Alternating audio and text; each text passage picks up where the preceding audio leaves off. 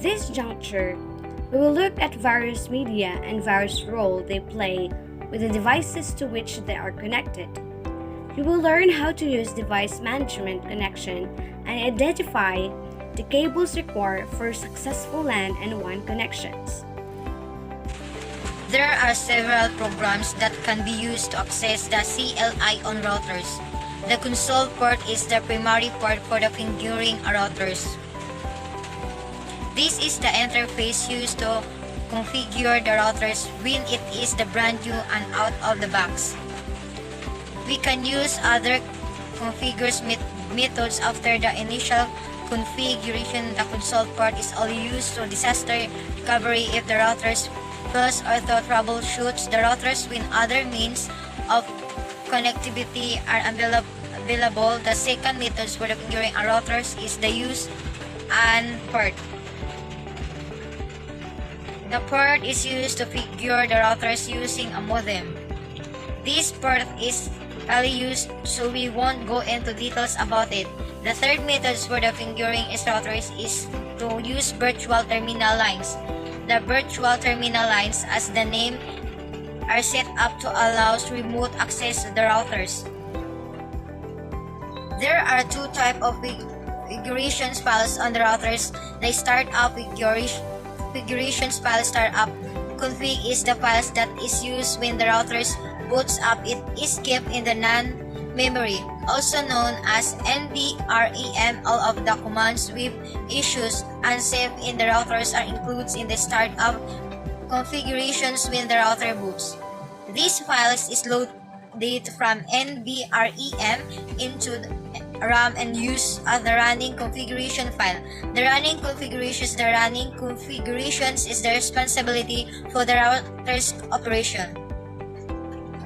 Any command we send to the routers is originally executed and saved in the running config.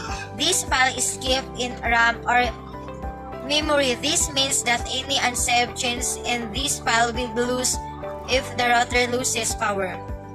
When you save the running configuration, it is the save in NDREM and becomes the startup configuration. User execution mode. This is the primary or first mode available on a router. It only supports a few verification and troubleshooting commands. Authentication is not required by default, but as a best practice, we will configure security to protect our routers. Privilege administration mode. In this mode of the IaaS CLI, we can view various troubleshooting and verification commands such as show and debug. This mode is also not secured by default.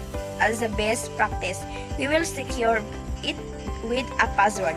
Global configuration mode.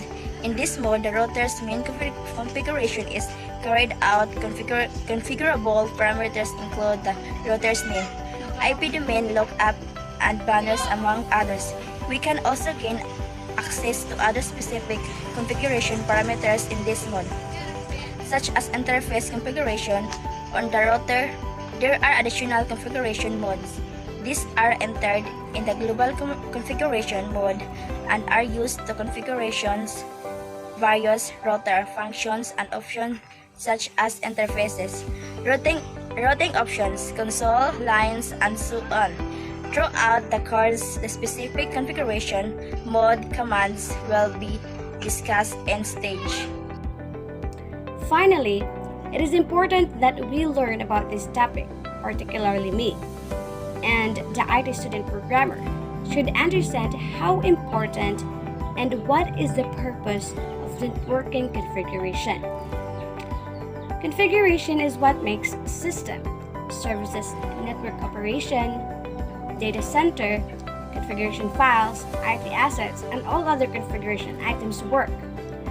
We are dealing with configuration management when we open the settings menu in any software.